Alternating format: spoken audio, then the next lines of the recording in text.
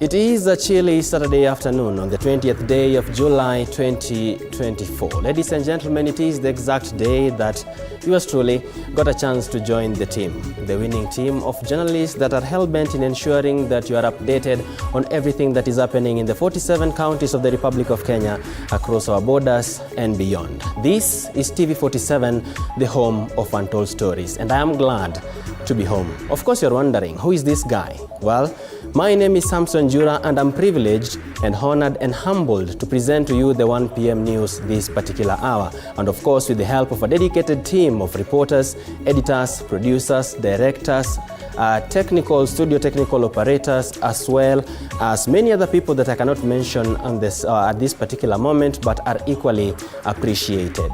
But first, let us start this particular broadcast with the stories making headlines at this hour.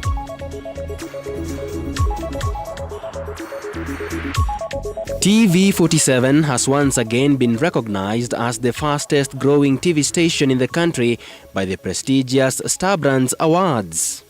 TV station in Kenya. TV47 Mukwabi. People with disabilities in Mombasa call on the president to consider persons with disabilities in his cabinet selection. Lakini wewe pia wakati utaanza hiyo cabinet yako usitusahau sisi walemavu. Also, 5 people have been arrested in Kitui town for masquerading as officers from the Ethics and Anti-Corruption Commission EACC. Them head, we are reading chief executive officers of the Ethics and Anti-Corruption Commission. On air is news now. Once again, my name is Samson Jura. Remember, you can interact with us across our social media platforms at TV47 News on X, TV47 Kenya on Facebook, and TV47KE on Instagram and TikTok. If you're unable to find us on terrestrial, you can find us on our online streaming platforms on our website at www.tv47.digital, as well as on YouTube at TV47 Kenya. Let's get started. As Kenyans continue to raise mixed reactions after the president named his first batch of cabinet secretaries, Mombasa County Representative for People with Disabilities, Maria Fernandez, is now calling on the president to consider at least 2 persons with disabilities in the second batch as stipulated in the Constitution. She also insisted on the importance of inclusivity, stating that the previous cabinet did not meet constitutional requirements and that the president is in a better position to make reforms.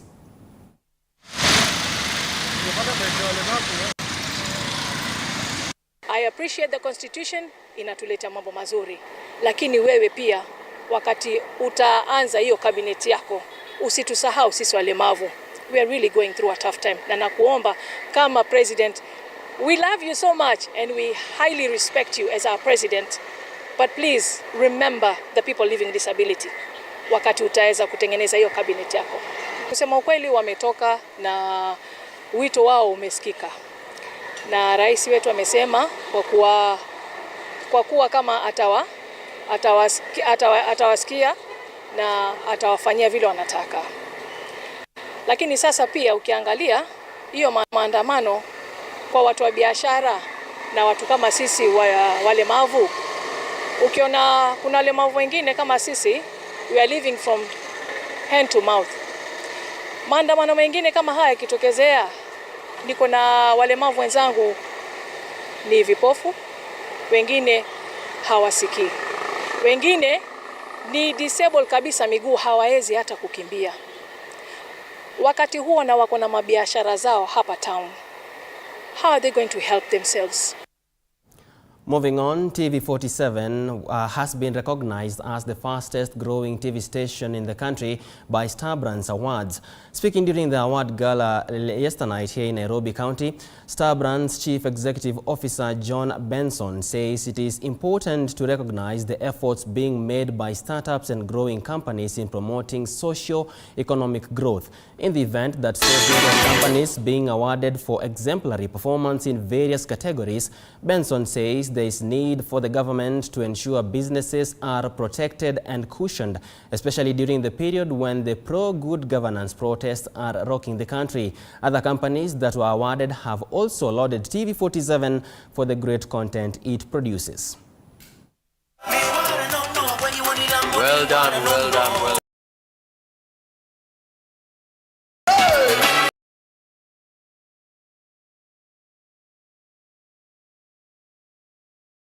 Brands and companies and individuals who have done exemplary well in their own areas of jurisdiction.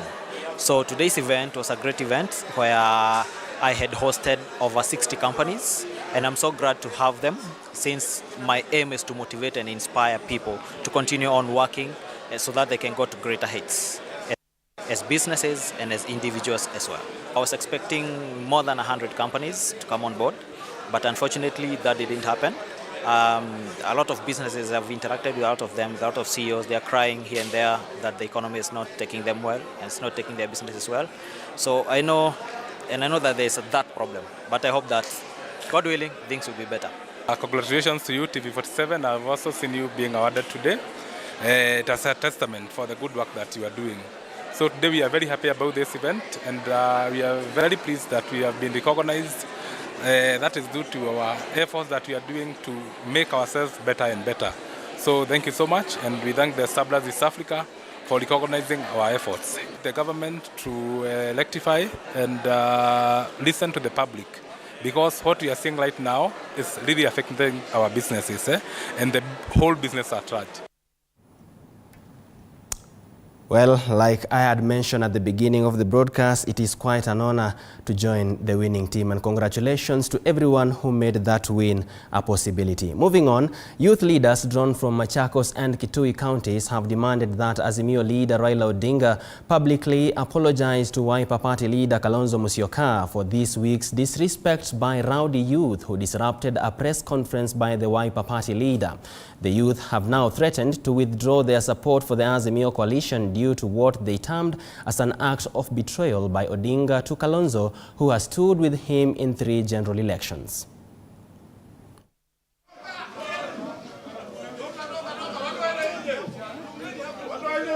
We want to send a stern warning to one Raila Amolo Odinga and his ODM brigade that we are demanding for a written formal apology to Stephen Kalonzo Musyoka and Kenyans at large. Because an insult and a disrespect to Kalonzo Musyoka is an insult and a disrespect to Kenyans and to Kambani region. We want to tell Raila that we have noted that you are in bed with our oppressors, our enemies of progress, but you have been doing your peaceful meetings and rallies in Ukambani and disrupted. Don't mistake our humbleness and our peaceful for cowardice. It is deeply troubling to witness ODM, a party he has allied with so loyally, now betray him and the Kenyan people by aligning to Ruto's corrupt regime. This act of betrayal reveals a concerning shift in ODM's values, moving from principled opposition to opportunistic alignment. Such actions undermine the very principles of democracy and integrity we hold dear. The essence of our democracy is at stake, and when voices of principled leaders like Honorable Kalonzo Musyoka are silenced through such undemocratic, Now to the corridors of justice. 5 people have been arrested in Kitui town on suspicion of allegedly masquerading as officers from the Ethics and Anti-Corruption Commission during an attempt to take into custody a senior officer from the Ministry of Finance from the Kitui County Government. Finance from the Kitui County Government, claiming she had hidden millions in her home. Confirming the incident, Kitui OCPD Peter Karanja said the suspicious behavior of the 5 prompted the officers to doubt their authenticity and alerted the police, who arrived promptly. The 5 suspects are currently being held at Kitui Police Station for further investigations.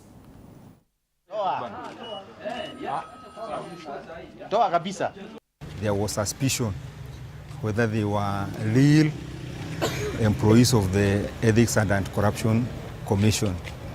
We sent our officers from Kitui Police Station, and when they met the purported officers, they were somehow suspicious.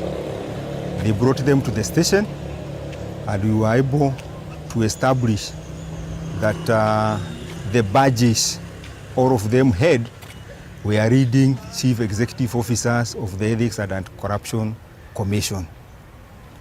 We have contacted the regional manager, Eastern Region, who is sending his team to come and verify whether these are genuine employees of the Ethics and Anti-Corruption Commission. We are having 5 suspects with us, whom we are still processing, and we are urging members of the public to be on close lookout should there be members purporting to be either police officers who are not able to identify themselves positively. We have also found out that there is a member of the National Police Service who was among, or who is among the 5.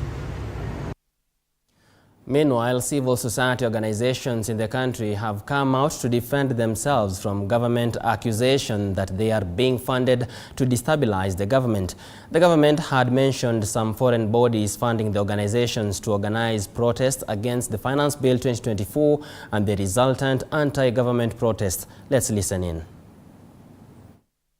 It looks like the president may have been buying time to allow the pressure of the moment to go down. With regard to the others who've been appointed, we are going to scrutinize, their credentials individually, but we would have expected the president to say these are the criteria that he'll be using from now on, including track record, including accountability, including the fact that somebody is aligned to their docket. So some of them appear aligned, some of them don't. Education was a bit of a concern because we have a lot of challenges in the education sector at present, including the issue of privatization of higher learning and the underfunding of the CBC program. So our education system is in a crisis, and we wonder if an appointment of somebody who is not from the sector is really going to help matters. Further to that, this appointment of cabinet picks is not the only issue on the table. Aside from the human rights issues, there are major accountability concerns, Chapter 6 concerns. The president has chosen not to address those and instead is taking the country on some showbiz of appointing people in staggered terms without saying, are they going to go through an audit? So the 6 who are serving before, could they go through a lifestyle audit first? Could they go through proper scrutiny? Because we do not trust Parliament. Parliament is in the pocket of the president, and they will pass whoever. Well, we'll get you a detailed report of that particular press conference in our subsequent news bulletins at 7 and 9 p.m. Moving on, Manyata Member of Parliament Gitonga Mukunji has demanded that the new cabinet nominees must have the capacity to offer visionary and solution-based leadership to help the country navigate the current hard economic times. Mukunji, who spoke during the handing over of the renovated classes in Ngimari and Kamiu primary schools in his constituency, highlighted that the new CSS must understand their ministries in detail and streamline them to serve the best interest of the nation.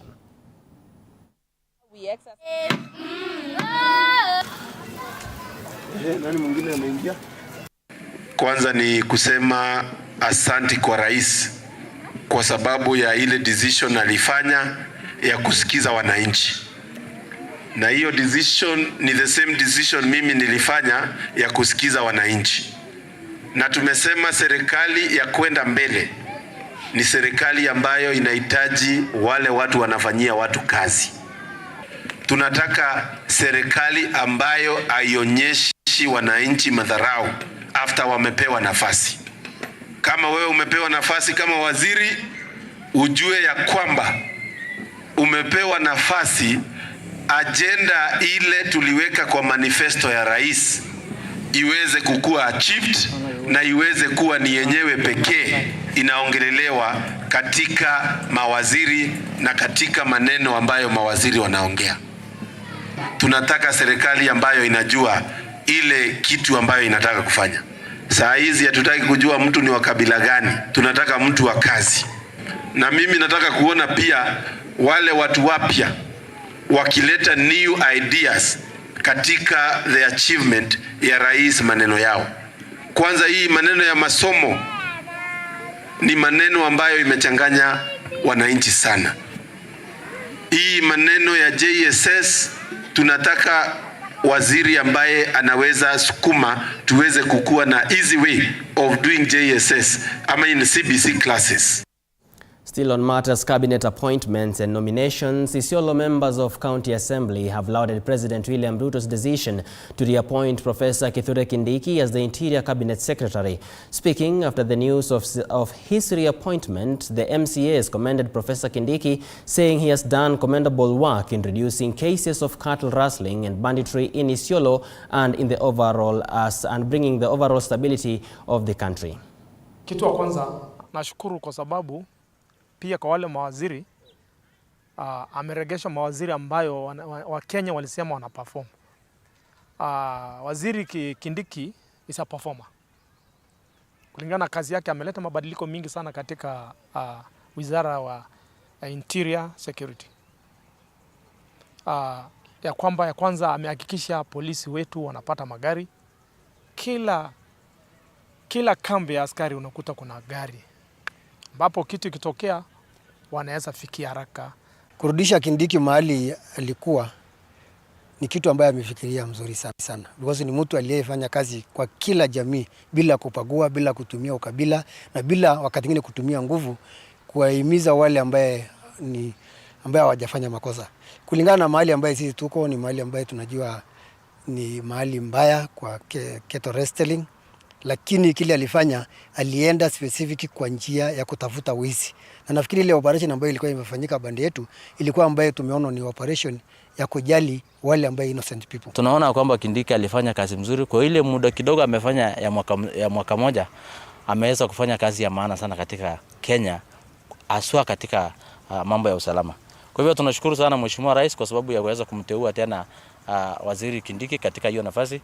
Na sisi tuliona kwamba hatutaficha upendo ile tulikuwa naye na pia furaha yetu kwa sababu ya kuweza kumteua tena Kindiki kwa hiyo nafasi.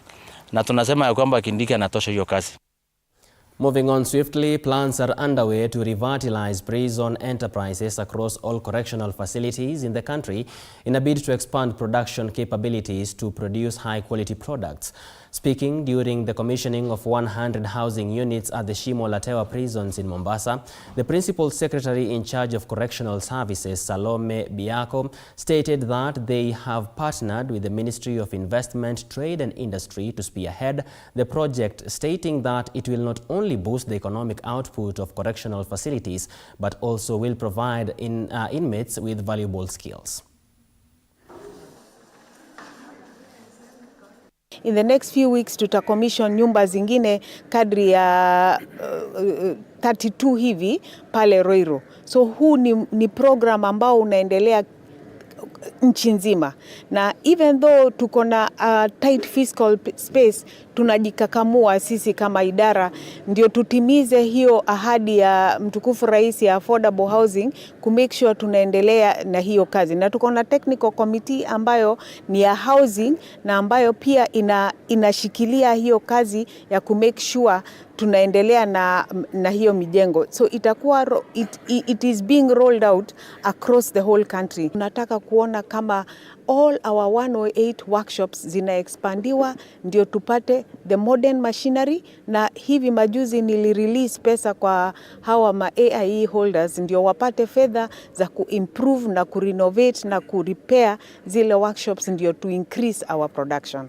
Tunamshukuru sana mtukufu rais kwa sababu pia hii financial year ametupatia fedha ya kuajiri phase 1 ya kuajiri new prison officers. In the last financial year alitupatia fedha tukaajiri kadri ya probation officers 400, na this year tutaweza kuanza phase 1 ya kuemploy sasa prison officers.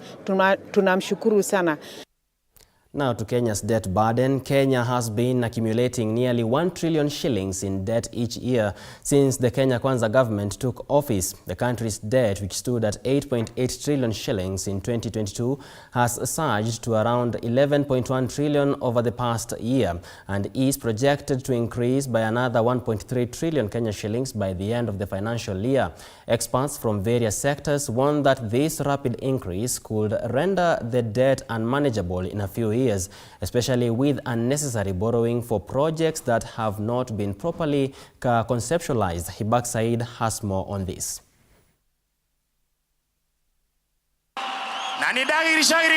With a promise to change the financial tides for the better, President William Ruto lifted the ceremonial sword of power, and so it began. The bottom-up economic transformation model, a proverbial Robin Hood system to balance the ever-slanting fiscal sheet. I, William Samoei Ruto, swear that I will truly and diligently serve the people and the Republic of Kenya Fast forward 22 months later, the increasing debt and pending bills forced the immediate former Treasury Cabinet Secretary, Professor Njuguna Ndung'u, will slow down uptake of new external commercial debt and undertake liability management operations through debt swaps and other innovative solutions.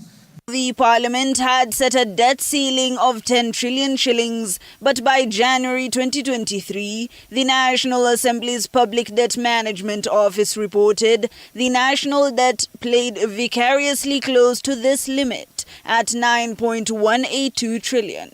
By June 2023, the government couldn't keep her hands out of the cookie jar, with the Treasury reporting that the limit had finally been surpassed, with a public debt of 10.278 trillion, amounting to 70.8% of the gross domestic product. This in comparison to the aspiration of having the national debt at 55% of the gross domestic product clearly makes it a pipe dream with the current trend. This debt will be paid by generations to come.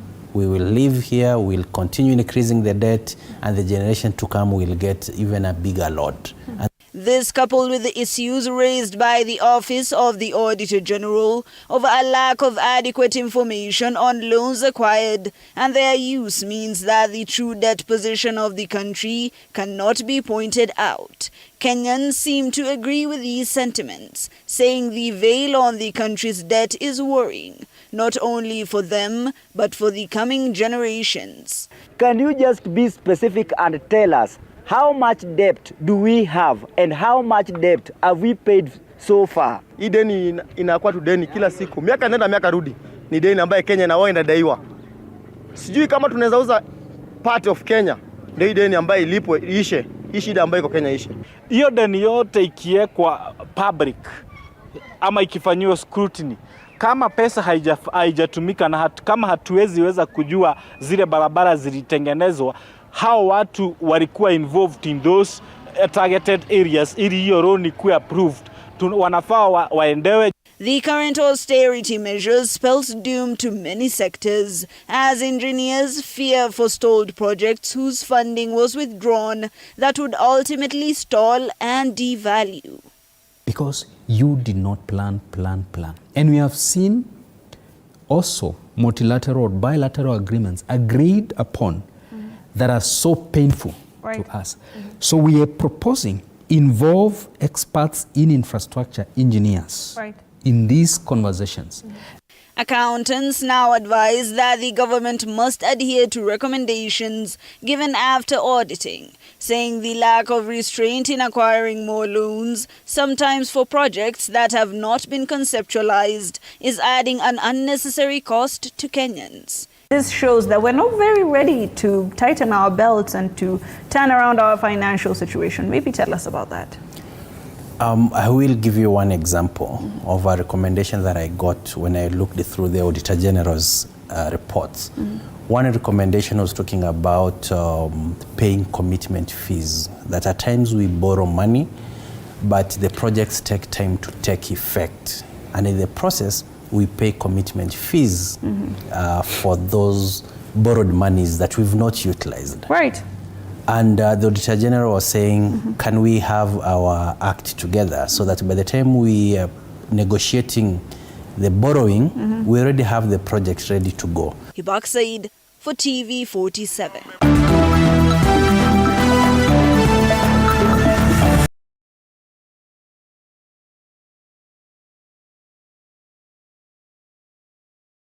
Get sporty now, where the 9th fastest man of all time in the 100 meters, Ferdinand Omanyala, has intensified his training ahead of the 2024 Paris Olympic Games. The 100 meters African record holder has pitched camp in Miramar City, south of France, ahead of the Summer Games, under the watchful eye of his coach, Geoffrey Kimani. The University of Nairobi chemistry student is seeking to lower his best time of 9.77 seconds in 100 meters. Omanyala set a time of 9.79 seconds during the national trials for the Olympics held at the Nyayo National Stadium last month. It's been a tough week this week, but you know, after doing 9.7 in Nairobi, coach said we have to go down a bit because it was a bit distant from the Olympics. So we need to run those times at the Olympics. So coach said we need to tone it down a bit. So we did a bit of a lot of stuff before we went for Hangelo. And then coming to Hangelo, it was rainy and, you know, slippery and all that. So we couldn't say that was a perfect race. But again, a win is a win. So coming into Miramars now post-Olympics, pre-Olympic camp, it's been nice. And we've been doing a lot of intensity work because now it's more of intensity and less of volume. So, you know, intensity is hard because it's of less recoveries.